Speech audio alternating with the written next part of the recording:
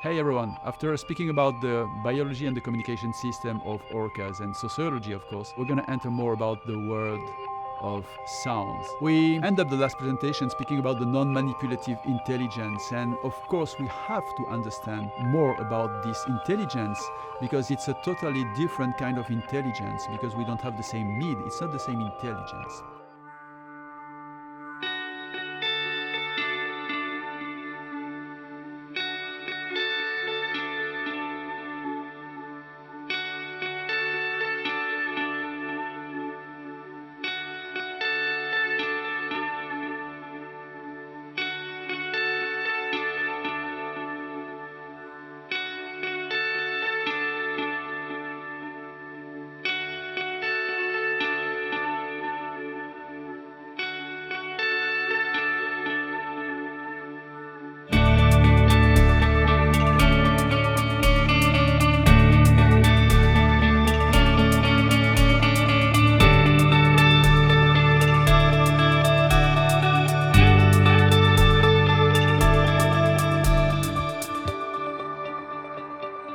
There is a lot of things we don't know yet. We need more data. So that's why it's important to be in the field, to have more and more contact, more and more observation of these brilliant oceanic civilization. For 20 years, I have been exploring the body language of orcas in order to enter in communication with them. Because according to Meara, more than the half of the impact of the speaker, of the communicator, is coming from the body language. I thought at that time that understanding the elements of the body language of orcas and using these elements of communication was the solution, at least to start to be in connection and to understand more what they are and their life. I had this idea, and this evening I took my divers in the small boat with a driver. I took my hydrophone and we stopped the boat in the middle of the fjord, and it was pitch dark. And then suddenly we had an amazing northern light coming above, and I put the hydrophone, and through the speaker we could hear this.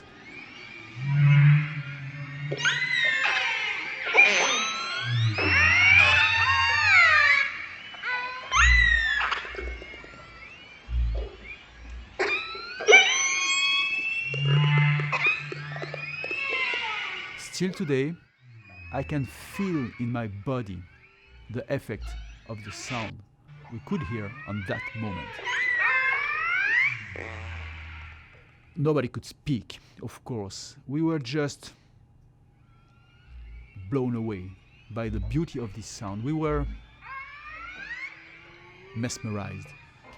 I had the feeling at that moment that the sounds coming from the depth was a kind of celebration connected to something very high in the sky with the beautiful northern light we had above the head. It was 1 hour like this, and when we went back to the boat, nobody could speak, of course. We were just like this. It was an amazing feeling.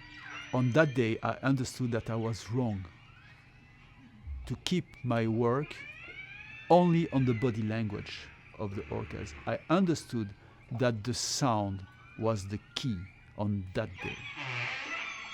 I went back in France after the season, and I still had this in my mind, and I thought I have to explore more what I totally ignore.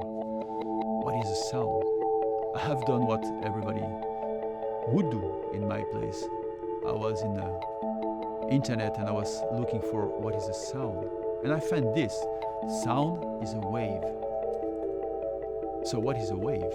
A wave is oscillation with transfer of energy. A wave is defined with a frequency, the period between two waves, and the amplitude is the height of the wave.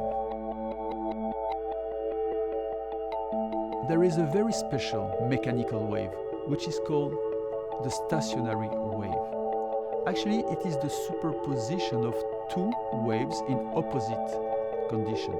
And the result of these two opposite waves is a wave, and some places of these waves doesn't move. They are called the nodes.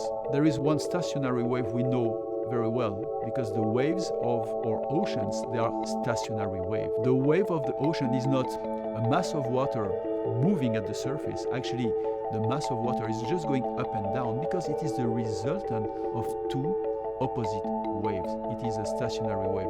But still, if you put empty bottle at the surface, you will see with the waves the bottle moving, showing you the transfer of energy. In the 18th century, Ernest Friedrich Chladni has the idea to use a metal plate and put sound on the plate and to use a violin bow to make the plate vibrating by the side. The sound vibrating on the plate took some different patterns.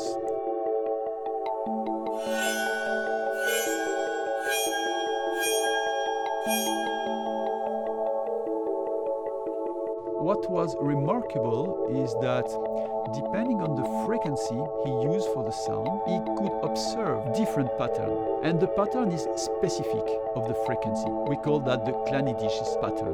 The plate is vibrating with a stationary wave. So you have belly of this wave depending on the frequency, and the belly is moving the plate up and down. And there are nodes.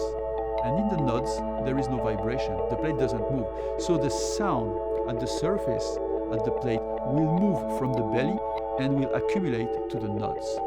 This is used also with the voice. It's not with the bow of the violin, but the Chladni plate is connected through an amplifier directly to a microphone, and this singer, using different frequencies, will make the plate vibrating. We can observe the different patterns depending on the frequency, and this pattern is moving while the frequency of the voice is moving.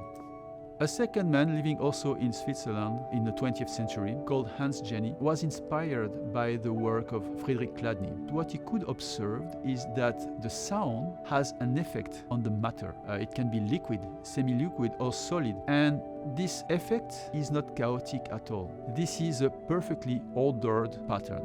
Recently, Alexander Lauterwasser was also inspired by the Chladni dishes work, and what he could observe is that all the specific patterns of some frequencies of the Chladni dishes already exist in the living kingdom in the shape of some organisms. And he had this idea that the shapes of some organisms are actually coming from some vibration and specific frequencies.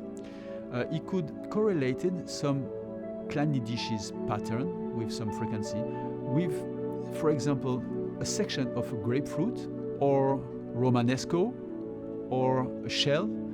All these living creatures, all these living shapes are actually the exact copy of a pattern of frequency of Chladni dishes.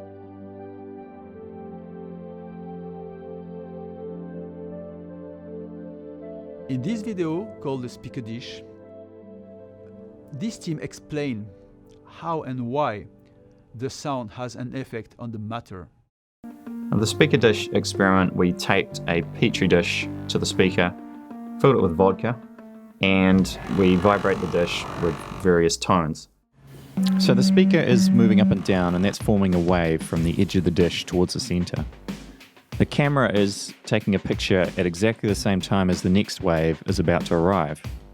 And so whatever the frame rate is of your camera, if you play audio through that's the same frequency or a multiple of that frequency, you're going to be able to make the liquid look like it's frozen. Even emotions can be transferred into a speaker dish-like system, and they have a specific pattern.